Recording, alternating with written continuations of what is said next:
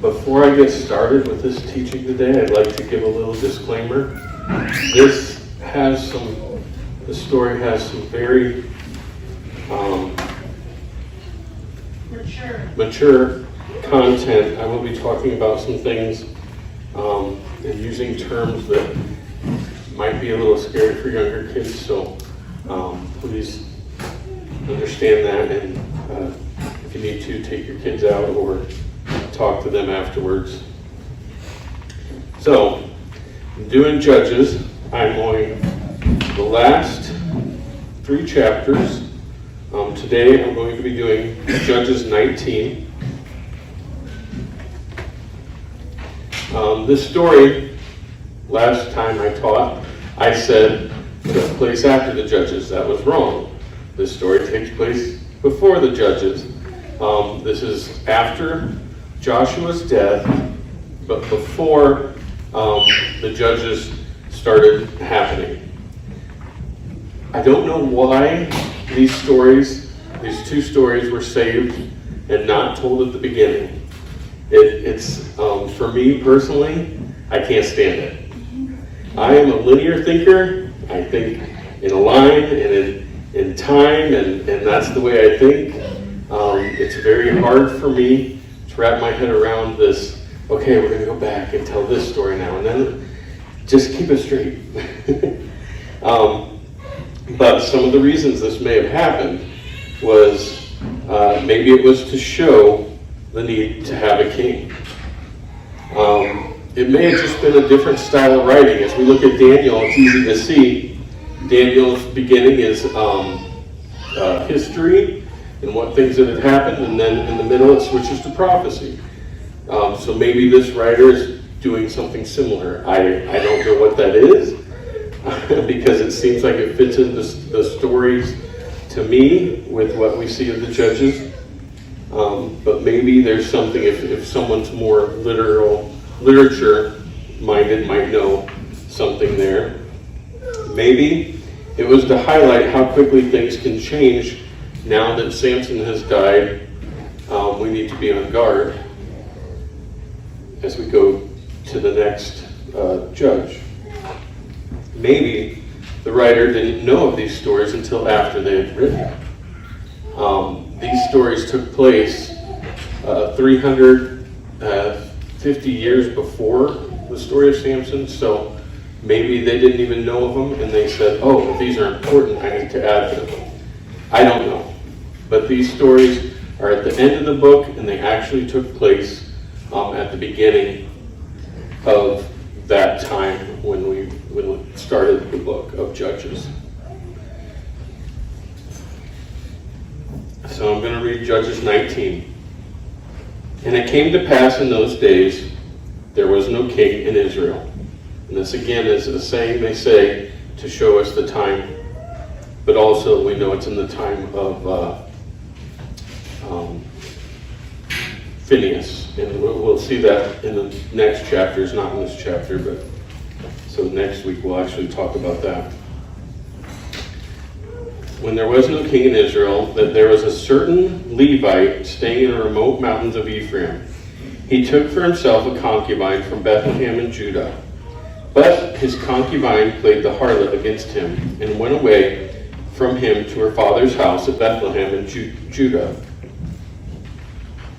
and was there 4 whole months. Then her husband arose and went after her, to speak kindly to her and bring her back, having his servant and a couple of donkeys with him. So she brought him into her father's house, and when the father of the young woman saw him, he was glad to meet him. Now his father-in-law, the young woman's father, detained him and stayed with him 3 days. So they ate and drank and lodged there. Then it came to pass on the 4th day that they arose early in the morning, and he stood to depart, but the young woman's father said to his son-in-law, refresh your heart with a morsel of bread, and afterward go your way. So they sat down, and the two of them ate and drank together. Then the young woman's father said to the man, please be content to stay all night, and let your heart be merry. And when the man stood to be Depart, his father-in-law urged him. So he lodged there again. Then he arose in the early morning on the 5th day to depart. But the young woman's father said, "Please refresh your heart." So they delayed until afternoon, and both of them ate. And when the man stood to depart, he and his concubine and his servant, his father-in-law, the young woman's father, said to him, "Look, the day is now drawing toward evening. Please spend the night. See, the day is coming to an end. Lodge here that your heart may be merry. Tomorrow, go on your way early so that you may get home." However, the man was not willing to spend that night. So he rose and departed, and came opposite Jebus, that is Jerusalem. With him were the 2 saddled donkeys. His concubine was also with him. They were near Jebus. And the day was far spent, and the servant said to his master, "Come, please, and let us turn aside into the city of the Jebusites and lodge in it." But his master said, "We will not turn aside here into a city of foreigners who are not of the children of Israel. We will go to Geba." So he said to his servant, "Come, let us draw near to one of these places and spend the night in Geba or in Ramah." And they passed by and went their way. And the sun went down on them near Geba, which belongs to Benjamin. They turned aside there to go in to lodge in Geba. And when he went in, he sat down in the open square of the city, for no one would take them into his house to spend the night. Just then, an old man came in from his work in the field at evening, who also was from the mountains of Ephraim. He was staying in Geba, whereas the men of the place were Benjamites. And when he raised his eyes, he saw the traveler in the open square of the city. And the old man said, "Where are you going? And where do you come from?" So he said to him, "We are passing from Bethlehem in Judah toward the remote mountains of Ephraim. I am from there. I went to Bethlehem in Judah. Now I am going to the house of Jehovah. But there is no one who will take me into his house. Although we have both straw and fodder for our donkeys, and bread and wine for myself, for your female servant, and for the young man who is with your servant. There is no lack of anything." And the old man said, "Peace be with you. However, let all your needs be my responsibility. Only do not spend the night in the open square." So he brought him into his house and gave fodder to the donkeys, and they washed their feet and ate and drank. As they were enjoying themselves, suddenly certain men of the city, perverted men, surrounded the house and beat on the door. They spoke to the master of the house, the old man, saying, "Bring out the man who came to your house, that we may know him carnally." But the man, the master of the house, went out to them and said to them, "No, my brethren, I beg you, do not act so wickedly. Seeing this man has come into my house, do not commit this outrage. Look, here is my virgin daughter and the man's concubine. Let me bring them out now. Humble them and do with them as you please, but to this man do not do such a vile thing." But the men would not heed him. So the man took his concubine and brought her out to them. And they knew her and abused her all night until morning. And when the day began to break, they let her go. Then the woman came as the day was dawning, and fell down at the door of the man's house where her master was, till it was light. When her master arose in the morning and opened the doors of the house, and went out to go his way, there was his concubine fallen at the door of the house, with her hands on the threshold. And he said to her, "Get up and let us be going." But there was no answer. So the man lifted her onto the donkey, and the man got up and went to his place. When he entered his house, he took a knife and laid hold of his concubine, and divided her into 12 pieces limb by limb, and sent her throughout all the territory of Israel. And so it was that all who saw it said, "No such deed has been done or seen from the day that the children of Israel came up from the land of Egypt until this day.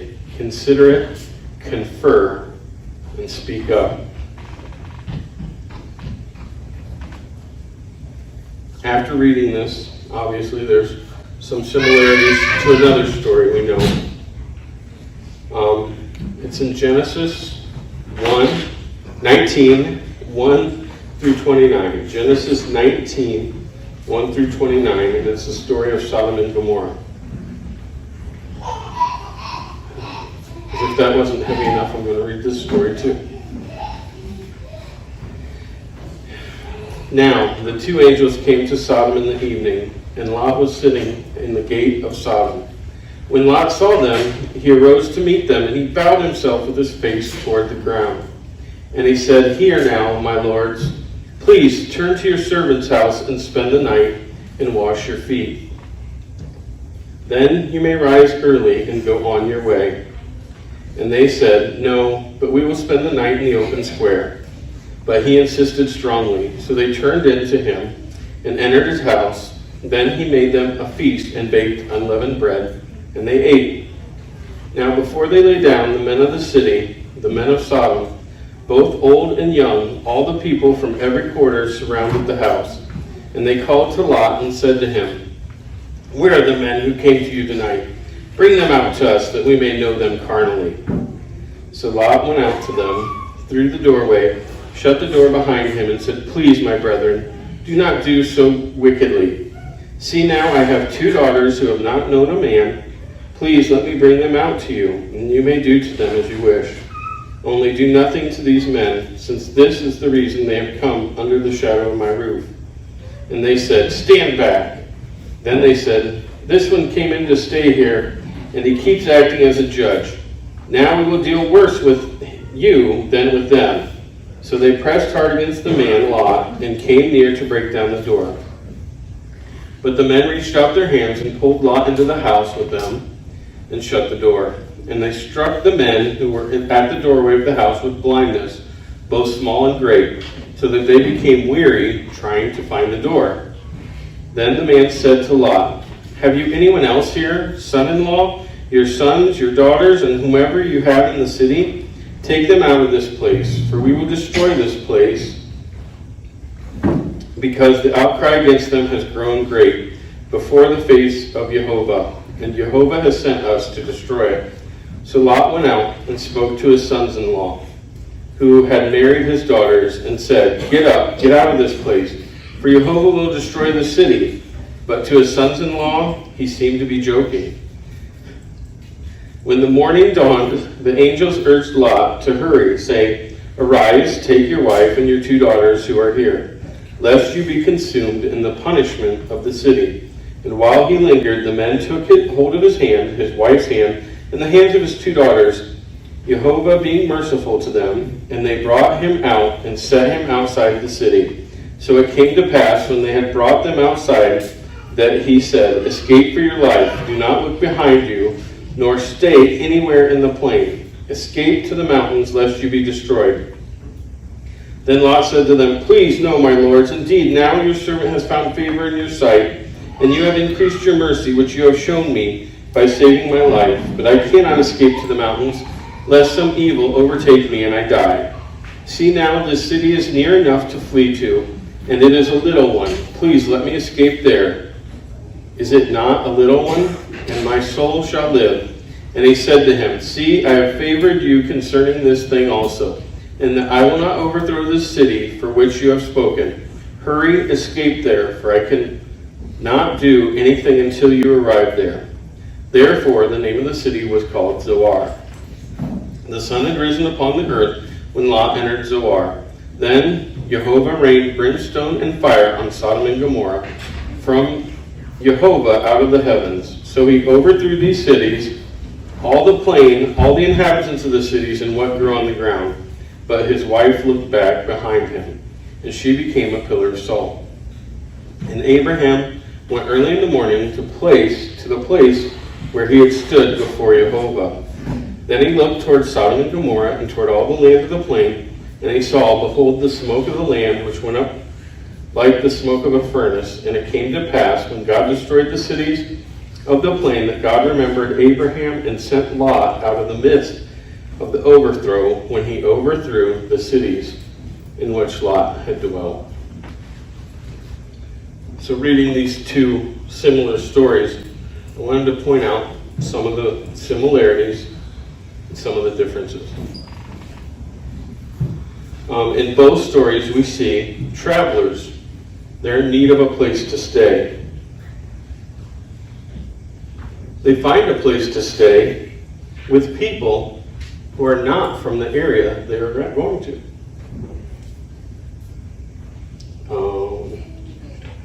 Both groups say they will just stay in the town square, but the men insist that they stay with them. They ate and drank together, and the host took care of all the provisions, including the provisions for their animals, of which only one group had animals. The men are desired for rape and possible death, and in both stories, women are offered in the place of the men. I want you to know why they had these similarities. What happened to Sodom and Gomorrah? Anybody know? They were destroyed. They were destroyed. Why? Because of their evilness. When we see similarities like this, there's a reason. God was telling the people again.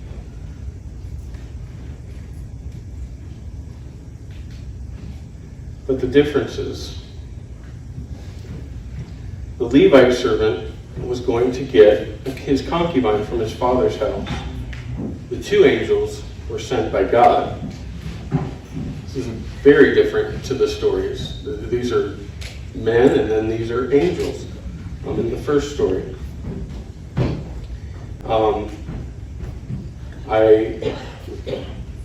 I liked the father trying to keep his son-in-law there. I think he was trying to appease for the time his daughter had run off, and was trying to win the favor of his son-in-law again. But that's not really part of this. What's this word? The details of why these groups are going into the city are different, because the traveler, the Levite with his concubine and his servant and the two donkeys, he was stopping because he needed rest. The angels were sent for a wholly different reason, and I didn't even touch that one yet. So let's turn to Genesis 18, 20 and through 22. Genesis 18, 20 through 22.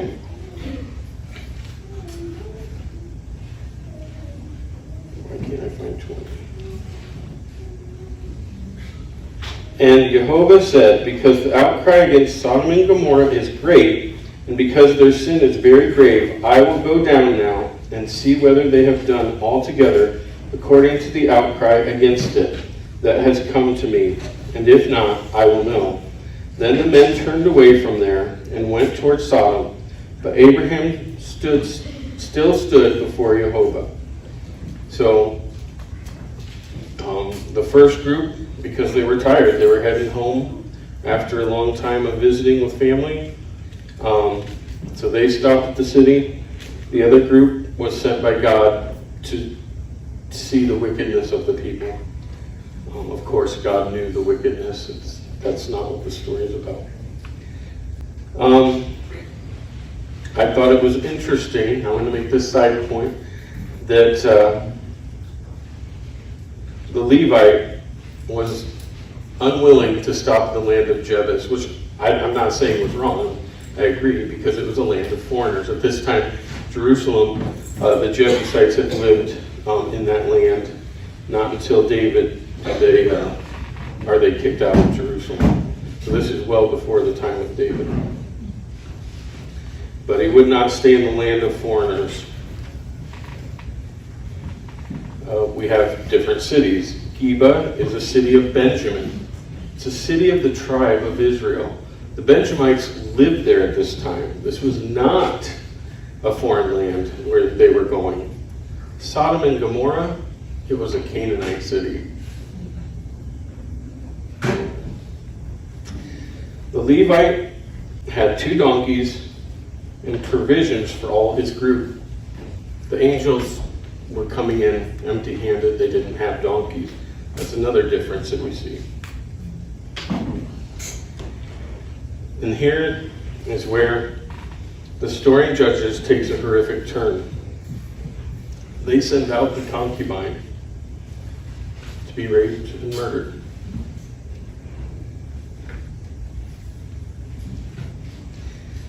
The angels curse the group to go blind before any of that could happen.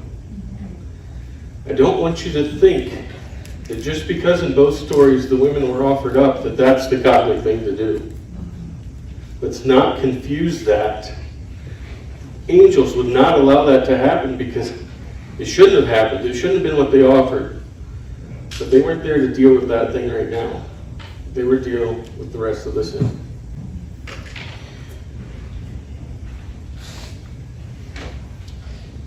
I can't imagine offering up your children, being so depraved and living in a place so corrupted, perverse, that they would think that that was okay. As we continue, in the first story, we're left looking on how to respond. What are we supposed to do now that we know what had happened? But in this first story, the Levite story, we're wondering how to respond. In the first story with Sodom and Gomorrah, we see that God's justice has been administered and the people were destroyed.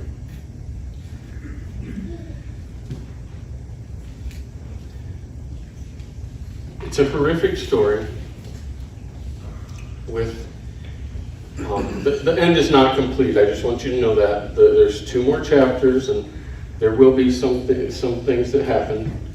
But the people are stuck with this. And I love how they say it at the end.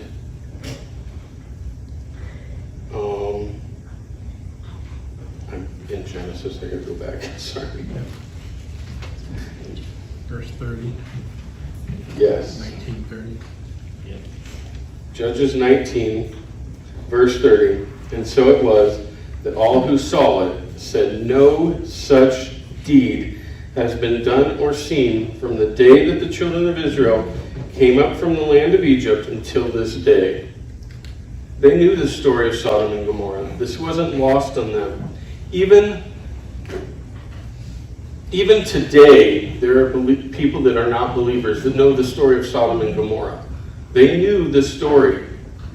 They seen the similarities. They knew that God wasn't going to allow this to just be something that was glossed over, and they had to deal with it. So they said, until this day, consider it, confer, and speak up. You guys go to your places, help us figure out what we need to do, and let's deal with this issue. This was a time when they weren't dealing with issues. This was a time when they had let everything go because every person, and it says it over and over, was doing what was right in their own eyes. They had no king. They were doing what was right in their own eyes. And this was that time. And they had seen that the people of Israel had fallen to the depravity of the Canaanites in a matter of years. And they needed to deal with it. I just wanted to leave you with a couple of verses. Job 12:22. He reveals the deep things of darkness and brings utter darkness into the light. Proverbs 21:15. When justice is done, it brings joy to the righteous, but terror to the evildoers. Amen. Proverbs 21:15. 21:15. When justice is done, It brings joy to the righteous, but terror to evildoers. I don't like ending messages on a sad note, so I do want to say this. There is going to be justice brought. There is going to be an answering for these evils in the next 2 chapters, finishing up Judges. So hopefully you can make it next week and hear about that. Amen. It's Shabbat Shalom. Bye. Shalom.